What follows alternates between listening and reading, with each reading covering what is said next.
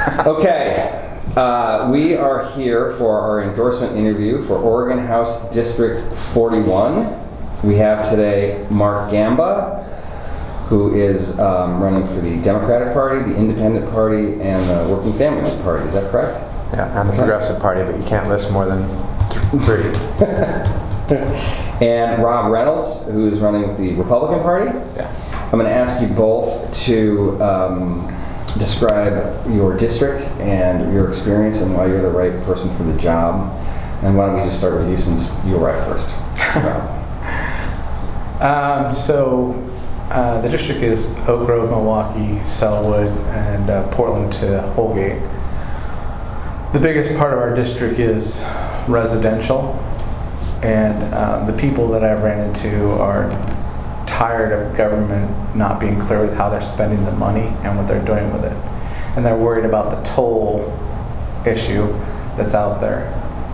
So the reason I'm running is because I'm going to find a way to stop the tolling, because it's a federal project and not a state project, so you can't cross the money like that from the research I've done.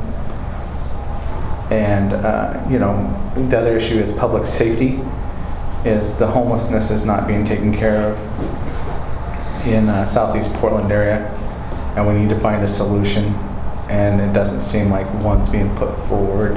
Homelessness has gotten worse, not better, in the last 20 years, and they're not enforcing the laws. So we have businesses that are being affected by that, and the business owners are mad because they can't do anything about it, but they're responsible for cleaning up graffiti, cleaning up garbage, cleaning up human waste, and the cities aren't doing anything about it. So we have to have a solution for that, because they're losing money and time and looking to go other places. I mean, you just lost a restaurant that was here in Portland for 30 years because they can't, the public safety. So it's not like it's just one thing, it's a bunch of things. Anyway, that's the reason I'm running, is because we need a public safety plan, and we need to make sure that people know how the state's spending their money and not wasting their money on projects that they can't use it on, or say they're going to use money on for things they can't do. So. Okay. All right. Can you repeat the question? You can describe the district if you like. We've heard a description. And tell me about your experience and why you're the person for the job. So the district was geographically accurately described. So it's Eastmoreland, Westmoreland, Sellwood, up into Brooklyn, down through Milwaukee, and then northern Oak Grove. I think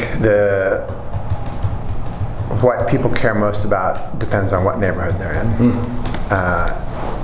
When you talk to folks in Eastmoreland, Westmoreland, Sellwood, houselessness is number one, followed pretty closely by climate change. You get down into Milwaukee, climate tends to be more often spoken about, and then houselessness. Get back down into Oak Grove, and tolling comes up pretty fast. Houselessness and crime, the concern about crime, and then climate. So why am I the right person for the job? So I've been on the Milwaukee City Council for 10 years, as the mayor for 7, and in that time we have pretty dramatically improved the city of Milwaukee on all kinds of levels. We're building more housing units. There are more housing units in planning and under construction right now than there have been in the last 40 years combined. There's about 2,000 units in the pipeline right now, which would be a 10% increase in the number of housing units in the city of Milwaukee. That is a direct response to the issue around the lack of housing and the need for more housing. And obviously that's Milwaukee doing its part, but that's what it needs to look like pretty much everywhere. We need about 30,000 new units of housing every year for the foreseeable future. A bunch of that needs to be affordable housing.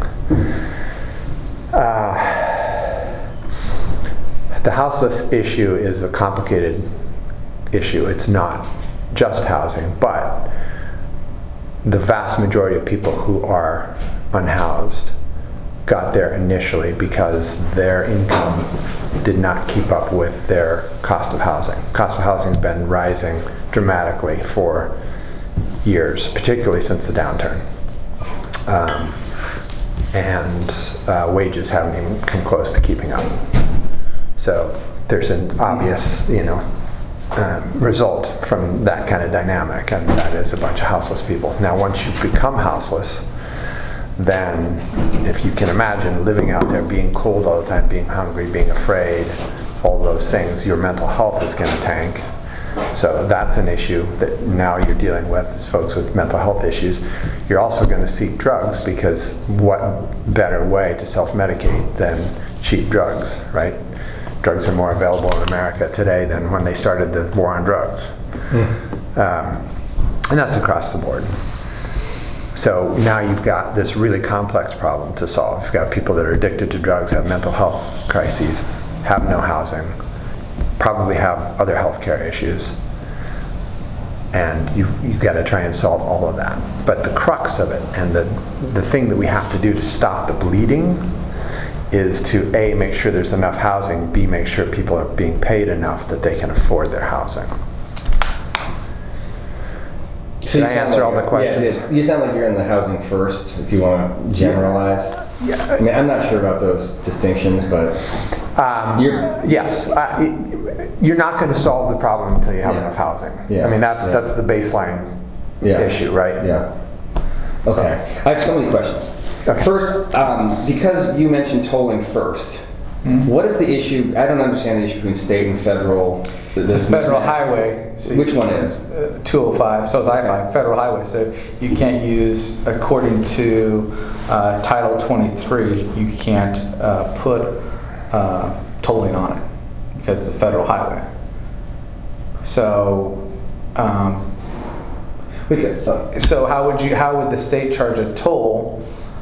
I mean, they could, but according to Title 23, you're not allowed to charge a toll on a federal aided project. So first of all, we need to look at, why aren't we using federal funds to pay for the projects they want to do? Why aren't we using our federal gas tax to pay for it? Why are we going after more money out of our pockets, out of the company's pockets? Because every time you charge a business, that gets dropped down to the consumer. Mm-hmm. So that's going to affect the inflation numbers going So up. just back up. What's the proposal? Where are we putting these tolls? The tolls are going to go on Oregon City Bridge, south end of the Abernathy Bridge, Okay. and it's like $260, I think, per trip or per time through. Okay. So does this mean if there's no tolls allowed on a federal highway, does that mean is that why did they rip the tolls off on 95 back east? I don't know. Because there was tolls on 95. I don't know. I don't know about Okay. that. I'd have to research it for you. Okay. But this is the issue you think that It's a huge issue to people because you're taking more money out of their pocket to pay for something they feel like they've already paid for. What are my gas taxes going to? Federal and state. Why are you wanting more money out of me to improve roads that have needed improved for a long time? Okay. So When would this toll kick in? Where are we on this? according to the ODOT website, it's next year. Next year. Okay. Or Where- 2024, I'm sorry, 2024. 2024. Where are you on this? Tolling is, there's all kinds of things at play here. Yes, you have to get federal permission to toll. You need federal permission. You can do it. You can do it. You Yeah, can- there's yeah. 'Cause there's tolls on interstates all over this Yeah, I- country. I feel like I've been paying them. back east, you get into Ohio, Yeah, New when I get a Jersey. rental car, it's got the thing. Oh, I yeah. slide it open and I'm paying tolls. Yeah. There's tolls all over on, Sure. on federal Okay. highways. You just have to get Permission. And we have permission in this project? They are in the process, I think. Okay. Okay. I don't know that we've gotten the permission. I haven't been following that closely. Okay. 2017, HB 2017, virtually mandated tolls. They said if you want to fix I-205 from the Abernathy Bridge to, oh my God, I've forgotten the name of that road. It's just before you hit I-5. Stafford, thanks. Okay. If you wanna fix that, if you wanna widen it, then you have to toll. That's more or less what HB 2017 said. We don't have the funds to build multi-million, I mean, you're talking hundreds of millions of dollars for those projects, and that's just one of four that we're looking at right now. So there are no funds, federal, state, or otherwise, to pay for that, unless we want to raise gas taxes, which Not we even haven't with the done. infrastructure bill and all that? We Well- get our hands on that stuff? There is money coming from the infrastructure bill. It remains to be seen how much and what which kind of boxes it's put in. But ODOT is definitely on the we're going to toll train, both for that, for the crossing of the Columbia River, for the Rose Quarter. I think all of those they're talking about tolling for. Okay. Are you yay or nay on tolls? I don't think it's a solution that solves the bigger problem. Which is? The bigger problem is what everybody complains about is congestion, right? That's what they're talking about on 205, it's talking about on I-5, that's what they're talking about on 217, all of it. The way that cities, not in America, but cities in the rest of the world have solved congestion like that is to actually charge for the congestion. So in other words, you say, time of day, geographic area, if you enter this in a single occupancy vehicle, you are paying X fee, right? Like in London, Stockholm, New York, maybe? No? none in the Might States try yet. it. We would be the first in the States to do it. Interesting. So London, Stockholm, Singapore, Yeah. there's a bunch.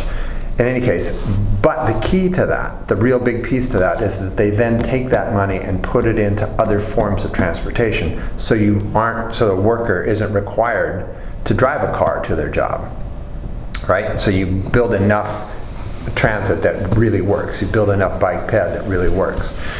And that actually reduces congestion. All that happens, LA is a classic example. Atlanta, Denver, Houston, go into any of these cities where they keep adding lanes to the freeways.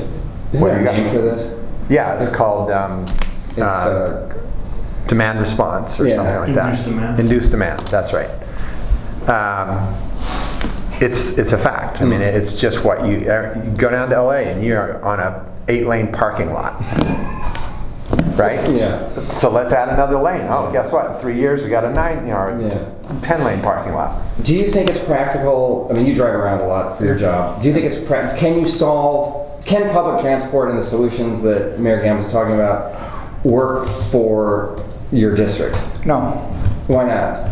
because the roads aren't designed correctly for it.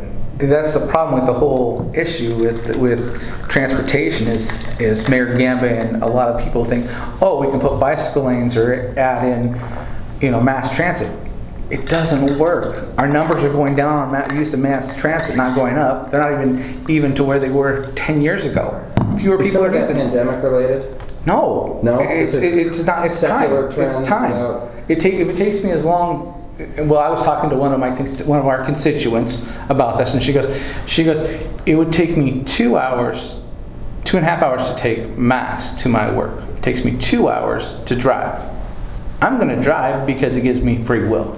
I can do whatever I want in between afterwards. If I'm on max, all I can do is jump on max and go there and come back.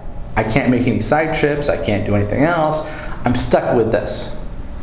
So that's where mass transit doesn't work the way it's designed here. I don't even know it works in New York. Because with New York, you have to jump a bunch of different trains to get where you want to go when you're trying to go anywhere down there. So our system isn't designed to work to be efficient. 2 hours to go from Milwaukee to Hillsborough doesn't take me that long. It takes me 45 minutes to drive. So you'd have to have a pretty comprehensive, and people would be driving. Sure. There would be some driving. And you have Absolutely. and You're you not have- going to eliminate driving. And the whole point of it is to get enough vehicles off the road that you've now opened up the congestion, right? If you get enough people, and it really doesn't take a lot. Right. If you get 15%. How do you make people do that? You don't make them. You give them the opportunity. But they have that now and they're not using it. So what's And it gonna is be different? pandemic. The numbers dropped dramatically during the pandemic and haven't come back. Yeah, I know in New York that's the. Yeah, that's absolutely. TriMet will show you the numbers. It was a big drop during the pandemic. Were TriMet numbers rising in 2019?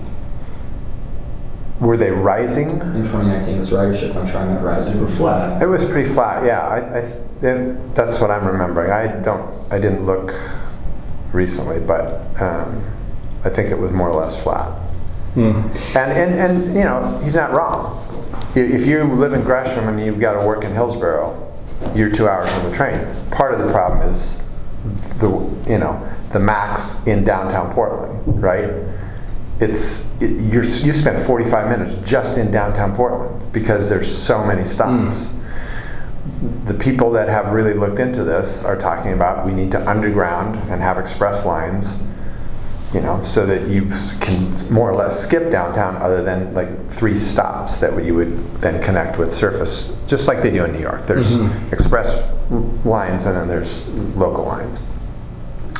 You know, the population is going to continue to grow in the Portland metro region. That's absolutely clear. There's going to be more people moving here because of climate change, all the other reasons. We can't build enough freeways to solve the problem. Otherwise, we will be nothing but freeways. We have to have other forms of transportation, and we have to have other solutions too. I mean, there's a lot of people working from home now. That's part of the reason the numbers are still down, because a lot of people haven't gone back to the office. I mean, you've got Class A office buildings in downtown Portland. They're in big trouble right now. Big trouble. So, you know, we have to be thinking about the future of transportation, not what we've been doing for 100 years. Okay, I think we covered that one. Let's talk about my favorite topic, because I think it gets at a lot of things. Measure 110. Where are you both on Measure 110? Did you vote for it? Would you vote for it again? And can it be fixed or should it be scrapped? We'll start again with. I'd start with Mayor Gamma. I'd like to hear his. Are you response. deferring? I just want to hear his response. Yes, I voted for it. I promoted it. We've had a war on drugs since Reagan. How well has that worked? Right? Drugs, as I said before, are more available now today than they were when Reagan was in office.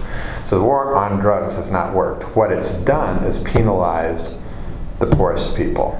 And it's specifically, and I would argue that it was designed to put black and brown people in jail. That was the purpose of it.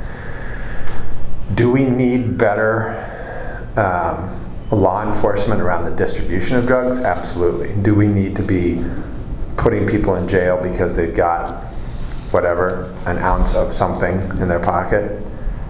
It's not working. It's not solving the problem. Is Measure 110 being rolled out well? No. And I would argue that we have more things to add to fix. The reason so Portugal was kind of the model, right? It's worked well there. Now, keep in mind that there was about a 6-year lag between when they started the program and when they actually saw numbers starting to come down pretty dramatically. There's going to be a period of time where you have to get everything right and you have to figure out the dynamics of how you get people to go get treatment, right? There's a lot.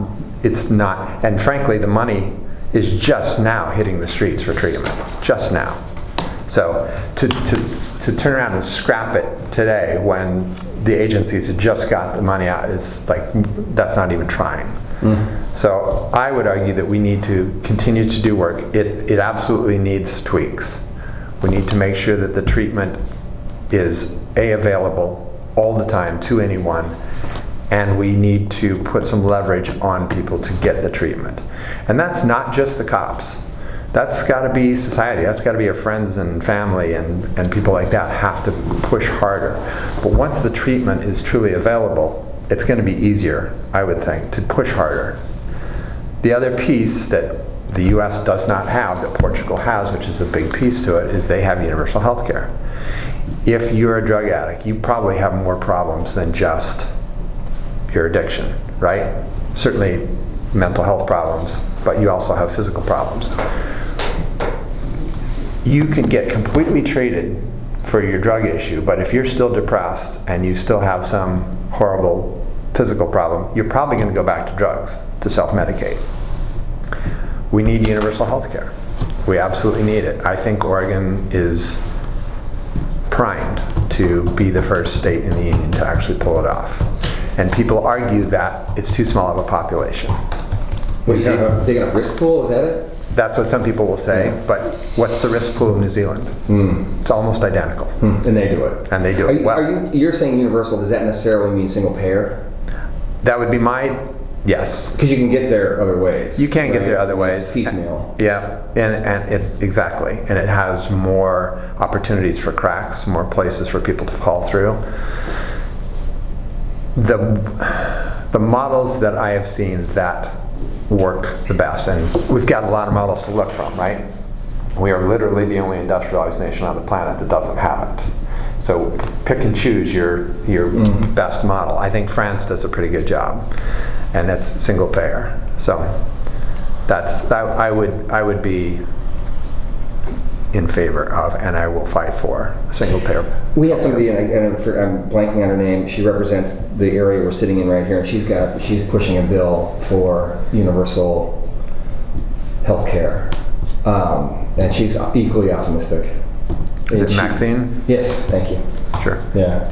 Okay, Measure 110. I voted against it, and we've seen that it's a flop from the beginning because of the amount of people that have died from drug overdoses and the amount of people that haven't called in to get treatment when they had that opportunity. So just because the opportunity's there doesn't mean it's going to work. And if you're saying, well, you can't force them into taking the opportunity to get treatment, which would be un-American, but yet you're going to keep this program going they're not going to use, what are you doing with it? It doesn't make any sense. Cops need to be able to enforce the law, right? To protect the people. They can't protect the people if you're not allowing them to arrest people for going out in public when they're stoned, right? When they're out of control in the street, but the cops can't arrest them because of this law, what are you doing? You're causing more public safety issues, right? So let's allow our cops to do their job and protect us like they're supposed to, and not keep throwing up roadblocks in that. So on that note, and Lucas, this is Lucas by the way, he was out. Sorry, I was like- he was at another thing this morning, hardworking journalist. He covers law enforcement.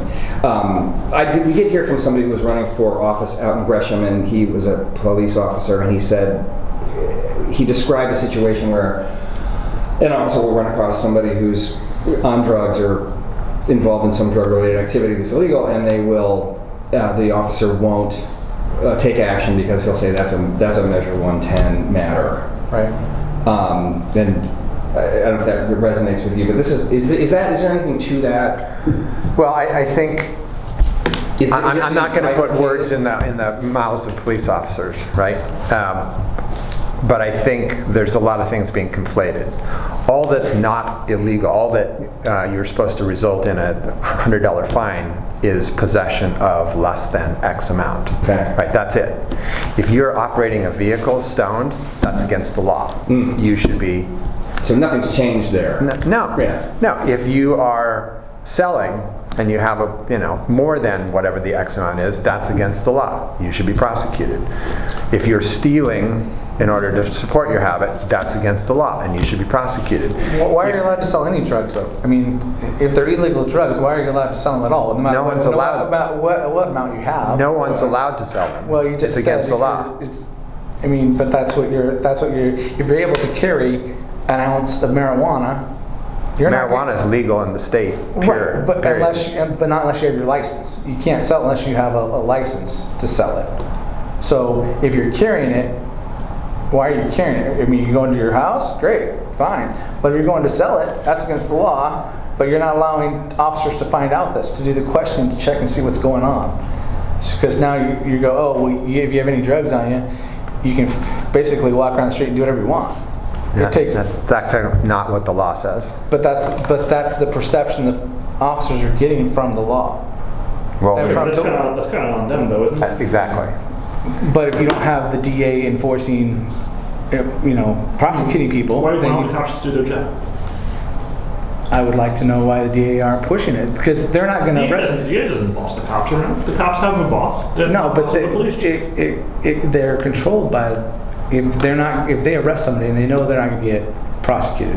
If I were an officer, and Lord knows I'd like to be, they'd get paid well enough, I would do my job anyway. Right. I don't care what happens after I do my job. I do my job. Right. No, I agree. Which laws But- do you think the DA is not enforcing? Which is choosing not to prosecute for?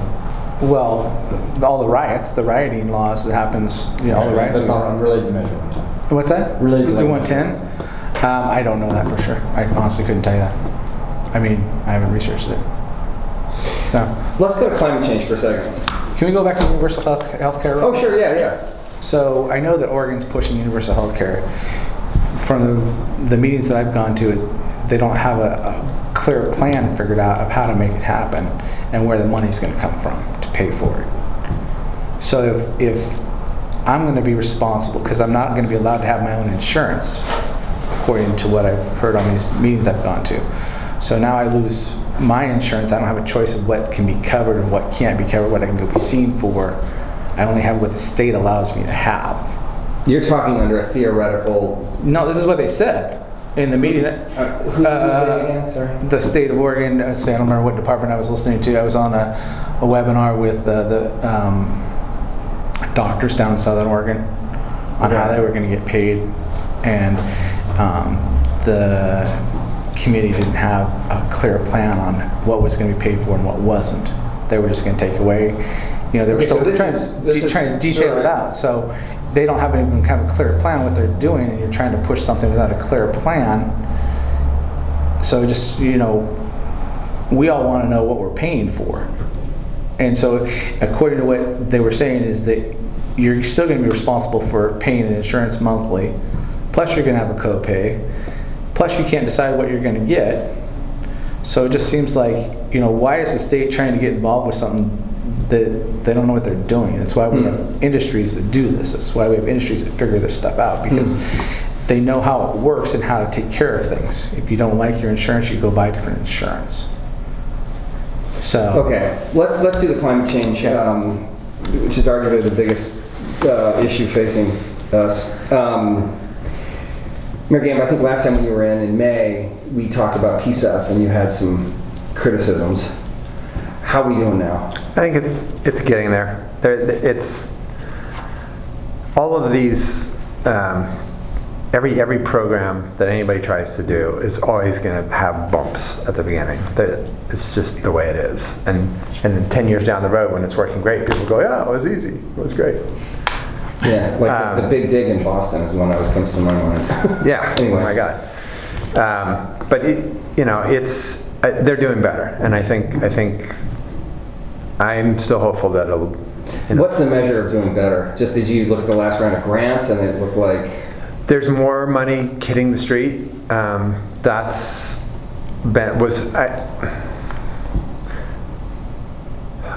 Because I'm not in the room, I hate to be critical of how processes work. Because God knows, I've been parts of processes that from the outside look like insanity. But when you're in the room and have to deal with all the We all have issues, it. right? Yeah. So it took longer than people expected for money to get out, and it's getting out now. It seems like I haven't gotten to meet with very many people that are involved, like on the receiving end yet, to see is it ridiculous? But I'm just hearing sort of through the grapevine that it's finally starting to flow. Yeah. It's finally starting to work. So it's like 110, right? It's going to take a while to get it really rolling and working. Yeah. Okay. PSEF, any thoughts? the environment's a big question, My big thought is that, why don't we try and take care of the people while we're doing it? Why is everything going to cost me with no plan to help me achieve the goal, Could you be a little more specific? Like with our highways, you say, well, don't add a lane, but if you add a lane, it's going to help out with giving me back my freedom because I'll have more time with my family. Plus, I'll help out the environment because there's more pollution with my car idling than when I'm doing 65. I'm sorry, I'm not sure I understand what that has to do with PSEF. Oh, well, just that I don't think we're focusing enough on taking care of or thinking about our personal needs and how it affects us. Okay. I have one more broad question. My colleagues maybe they're like, oh god, he's going down a rabbit hole here. But in all these, in Measure 110 and in PSEF and in a few others, we set up committees of people who were not the traditional experts, who were not, the technocrats, to help distribute this money. And so we have people with lived experience. And what I see is there seems to be conflicts between those two groups. Like in Measure 110, you definitely had a situation where the largely, highly educated, often white experts are in conflict with the people with lived experience who tend to be non-white and don't have the advanced degrees but have experience on the street. And what I saw in 110 is that those two groups could not find a way to make the process work. It seemed like the experts were sort of imposing standards on the people with lived experience, and the people with lived experience were, not trusting the experts, and it's a whole mess. Is there a way, and I would say that PSEF fits that same, right? Yep. Is there a way, it strikes me that if we're going to continue to operate this way as a state, which I think is laudable, is there a way to get these groups in general to work better together? Probably. Like I said, I've been at a lot of tables like that, and the ones that work have really great facilitators. And sometimes that is literally what it comes down to, is the right person in the room that's facilitating these conversations and can help moderate that back and forth and to help drive some willingness to give a little here and to give a little here. And we're inventing the airplane while we're flying it, in some instances. In these cases, yeah. right? We're doing something with 110. No one in the United States has ever done this before. Portugal did it, but again, they have some differences, right? They have universal health care. There's not these problems, and it still took them 6 years. Do we have the patience here? People are fed up. You talk to people and It's a great question. We seem to have all kinds of patience for the oil and gas industry for 45 years. So, I don't know. Let's find a little patience for other people that don't have zillions of dollars. Yeah. Any thoughts on this kind of, this Well, larger question of working together? that's the problem, is, at least that I've run into, is people with advanced degrees look at people with lived experiences not having any knowledge, because they take book knowledge against lived experience, and they say they don't compare. Well, I have all this book knowledge, so you need to listen to me. Where people who have the lived experience go, come out on the street. It doesn't work that way. It's not going to work. What's your great ideas, but they don't work.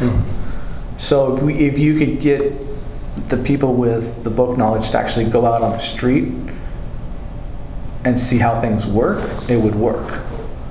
So like what I did with my boys and other people have done is, my kids went to third world countries to do mission trips. Where'd they go? So my son went to Peru. You go and you experience it, you come back and you go, oh, wait a second, I have it pretty good here.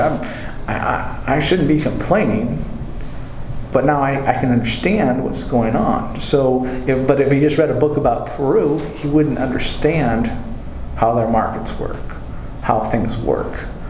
And that's the problem is, I have my master's degree in whatever, so I know what I'm talking about. Well, yeah, you know the books side of it, but you don't know how to make it work in the street. How do I start a business? How do I come up with the money to do that? These things are you have to experience it to make it work. Yeah. So, all right. Anybody else got anything else? I do not. Anything else? Okay. We have a last fun question. Okay. This is your last day on Earth tonight. You got, which might be, you got seen what's going on in Ukraine. You're making this really fun. Yeah, That'll be- super fun question. Yeah, we're really. having a blast here today, aren't we? If dinner tonight was going to be your last meal, what food would it be? You can't describe like an 8-course meal, but what food, one thing would definitely be on the menu? A ripe guava freshly picked off the tree. Interesting. I don't know if I've ever had a guava in the You wild. probably haven't, because I have. It's a good choice. they're amazing, right? Interesting. I love guava juice. So my mom makes these, we call them sour cream steaks. They're a vegetarian steak with mushroom sauce, Ooh, nice. and they're fried up in garlic seasoning. And my brothers and I were raised on them, and so we fight over them to this day. So that would be the first thing on my list is sour cream steaks. Wait, so what is it? It's vegetarian? It's not a steak, or Yeah, it's not a steak. It's not a steak. It's a gluten patty. Huh. But it has mushroom soup, and then garlic seasoning. She fries them up in garlic seasoning, then puts the mushroom soup on them. And there's sour cream somewhere in there? Yeah, and sour cream mixed in. She couldn't tell you, hey, how much is in there. It's just, It's like mom's. yeah, mom's spoonful here and there. That would be my number one food. Just, That we haven't heard that one yet, or we haven't heard guava. yeah. We had dark chocolate. A few of those. All right. Wonderful. Thank you all. Gentlemen, Thank you. thank you so much. Thanks for coming in.